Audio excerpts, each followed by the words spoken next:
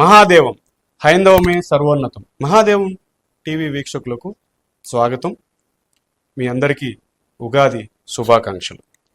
గురుగారు, ప్రజలందరూ ఎదురు చూసే అంటే తమ స్థితిగతులు ఎలా ఉన్నాయి, తమ రాశి ఫలాలు ప్రకారం తమకి మంచి ఏది చెడేది, దానికి పర్యవసానంగా మనం చేసుకోవాల్సిన పూజల గురించి తెలుసుకోవాలని చాలా ఆతృతగా ఎదురు చూస్తూ ఉంటారు. కాబట్టి ఇన్ని మంచి విషయాలు చెప్పిన మీరు ఈ మేషాది మీనరాశుల వారందరికీ కూడా వారి వారి రాశి ఫలాలు ఎలా ఉన్నాయో తెలియజేస్తారా? తప్పకుండా. పంచాంగ శ్రవణంలో అందరూ ఉత్సాహంగా చూసేటువంటిది ఈ రాశి ఫలాలు. సహజంగా అందరూ అనుకుంటాం రాశి ఫలాలు మొదలంగానే నాకు ఆదాయం ఎంత ఉంది, నాకు వ్యయం ఎంత ఉంది, నాకు రాజభూతి ఎంత ఉంది, నాకు అవమానం ఎంత ఉంది అని చెప్పి మనం అయితే పొంగిపడదు, లేదా బాధ ఉంటుంది, ఇటువంటివి కూడా మనం చేయకూడదు. అందరం ఉత్సాహంగా ఉంటాం, అంతవరకు అభ్యంతరం లేదు. ప్రధానంగా మనం చేయవలసింది అంటే చెప్పేటువంటి జాగ్రత్తలు ఏవైతే ఉన్నాయో ఆ జాగ్రత్తలను తీసుకోవాలి, పాటిస్తే సరిపోతుంది తప్ప దాని ఏంటంటే ఈ గ్రహగతులను చూసి మనం భయపడేందుకు గ్రహగతులు కాదు.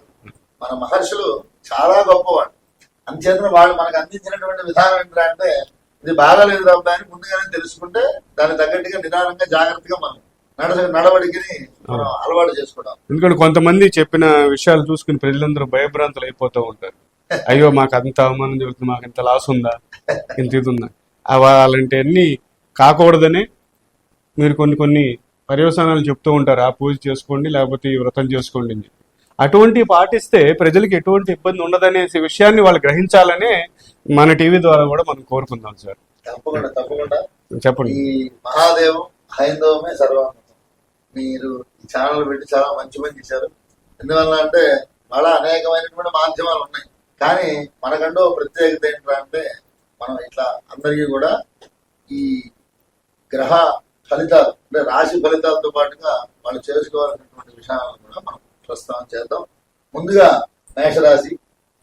మేషరాశి అనగా అశ్విని నక్షత్రం 1, 2, 3, 4 పాదాలు, భరణి నక్షత్రం 1, 2, 3, 4 పాదాలు, కృత్తికా నక్షత్రం మొదటి పాదం. వీళ్ళందరూ కూడా మేషరాశికి సంబంధించిన వాళ్ళు ఉంటారు. మేషరాశి వారికి ఈ సంవత్సరం ఆదాయం 2, వ్యయం 14. మేషరాశి వారికి ఆదాయం 2, వ్యయం 14. రాజయోగం 5, అవమానం 7.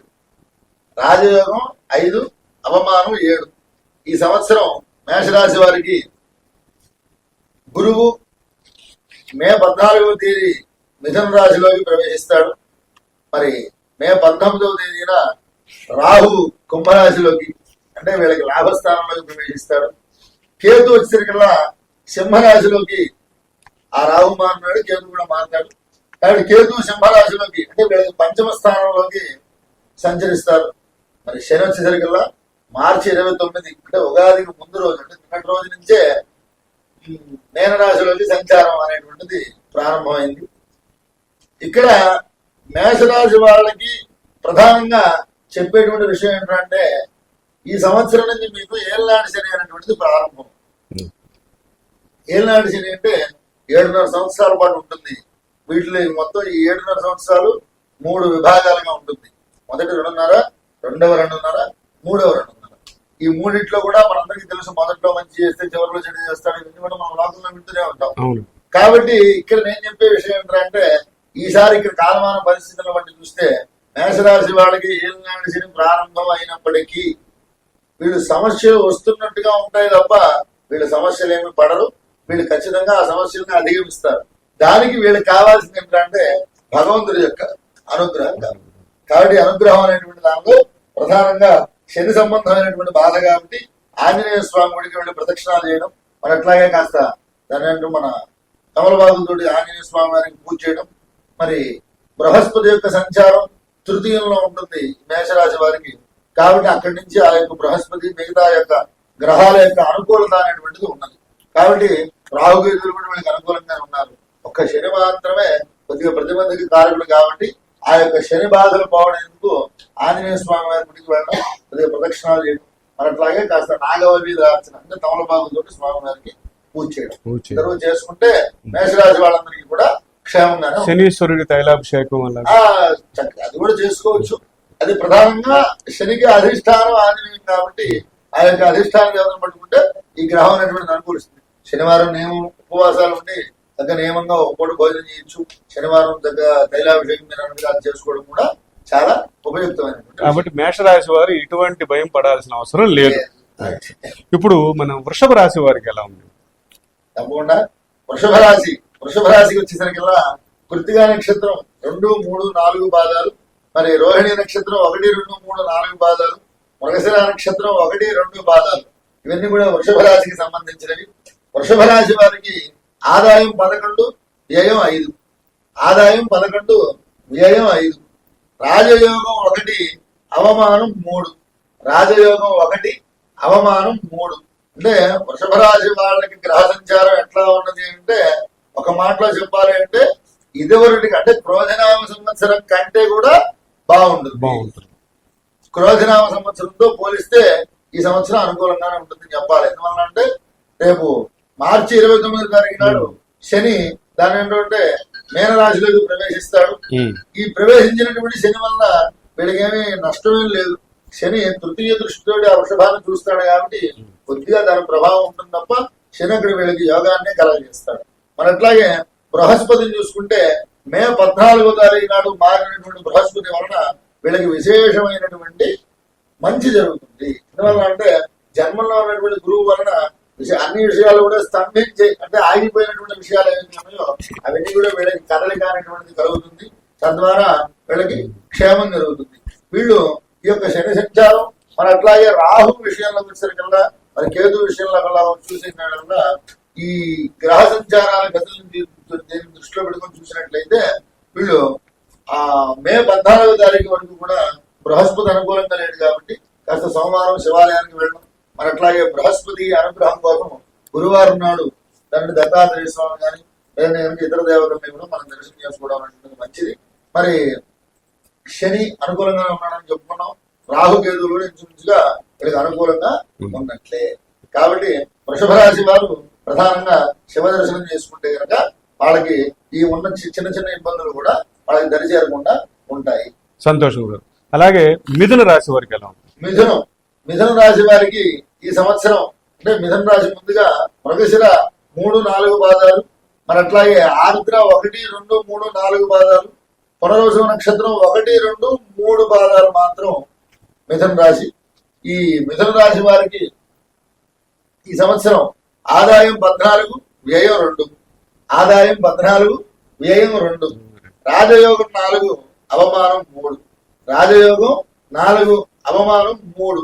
మిథున రాశి వారిని గమనిస్తే పోయిన సంవత్సరం కంటే ఈ సంవత్సరం కొద్దిగా ఇబ్బందులు పడతారు.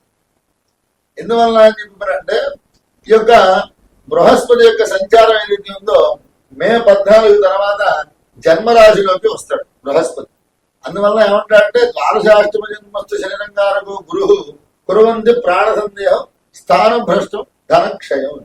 అంటే జన్మంలోకి గురువు గాని మరి శని గాని కుజుడు గాని సంచరించినప్పుడు కొద్దిగా ప్రతిబంధకాలు అన్ని కూడా కనిపిస్తూ ఉంటాయి. కాబట్టి ఈ మిథున రాశి వారికి ప్రధానంగా ఇబ్బంది పెట్టేటువంటి గ్రహాలు ఏమైనా ఉన్నాయంటే అది మే 14 తర్వాత బృహస్పతి వీళ్ళకి అనుకూలంగా లేడు కాబట్టి బృహస్పతికి ఈశ్వరారాధన చేయడం మంచిదే. నాకు వృషభ రాశి వాడికి చెప్పినట్టుగా వీడు కూడా సోమవారం నాడు శివాలయంతో పాటుగా బృహస్పతి అంటే గురువారం నాడు దత్తాత్రేయ స్వామి గుడికి వెళ్ళడం కానీ లేదంటే దగ్గరలో ఉన్నటువంటి శివాలయాలు కూడా వెళ్ళి చక్కగా చేసుకున్నట్లయితే వీళ్ళకి కూడా అనుకూలమైనటువంటి అంశంలో ఉంటాయి. అలాగే కర్కాటక రాశి వారికి ఎలా ఉంది? కర్కాటక రాశి వారు అంటే కర్కాటక రాశిలో పునర్వసు నక్షత్రం 4వ పాదం, పుష్యమి 1, 2, 3, 4 పాదాలు, ఆశ్లేష 1, 2, 3, 4 పాదాలు, ఇవన్నీ కూడా కర్కాటక రాశికి సంబంధించినవి. కర్కాటక రాశి వారికి ఆదాయం 8, వ్యయం 2. ఆదాయం 8, వ్యయం 2. రాజయోగం 7, అవమానం 3. రాజయోగం 7, అవమానం 3. కర్కాటక రాశి వారికి మనం గమనించినట్లయితే ఈ యొక్క బృహస్పతి అనేటువంటి గ్రహం మే 14వ తేదీన మిథున రాశిలోకి ప్రవేశిస్తుంది. అంటే మిథున రాశిలోకి ప్రవేశించినటువంటి గురువు యొక్క స్థితి కర్కాటక రాశి వాళ్ళకి వ్యయ స్థితి అవుతుంది, 12వ స్థానంలోకి వస్తారు. ఇందాక చెప్పుకున్నట్లుగా ద్వాదశాష్టమి జన్మస్తులు ద్వాదశ అంటే 12వ స్థానంలో ఉంది కాబట్టి ఈ వ్యయ గురు సంచారం వలన కొద్దిగా ఖర్చులు, అనవసరమైన ఖర్చులు, కొద్దిగా అనారోగ్యాలు ఇవన్నీ కూడా వాళ్ళకి సూచింపబడతాయి. అయితే అదృష్టం ఏంట్రా అంటే పోయిన సంవత్సరం అంటే గత 2 సంవత్సరాలుగా ఉన్నటువంటి అష్టమ శని ఏదైతే ఉందో ఆ అష్టమ శని నుంచి కర్కాటక రాశి వాళ్ళు బయటపడిపోతున్నారు. కాబట్టి ఉన్నటువంటి అనారోగ్యాలను కూడా పోతాయి తప్పకుండా. ఇక వాళ్ళందరికీ శుభం ఆదాయం కూడా ఎలాగో చూపిస్తున్నారు ఆదాయం ఉన్నది కాబట్టి ఈ కర్కాటక రాశి వారికి కూడా దాని ఏంటంటే అనుకూలంగా ఉన్నదని చెప్పాలి. అయితే ఆ బృహస్పతి బాగలేదు కాబట్టి సోమవారం మరి బృహస్పతి గురువారం నాడు ఈ 2 వారాల్లో కూడా శివ దర్శనం చేసుకోవడం అనేటువంటిది అత్యంత విశేషమైనటువంటి అంశం. అయితే అష్టమ రాహు ఉన్నాడండి, అష్టమ శని పోయి అష్టమ రాహు వస్తాడు. కాబట్టి వీళ్ళు దుర్గాదేవి దర్శనం చేసుకోవడం, అట్లా మంగళవారం నాడు ఉపవాసం ఉండడం కూడా చాలా ముఖ్యమైనటువంటి విషయం. మహాదేవం హైందవమే సర్వోన్నతం.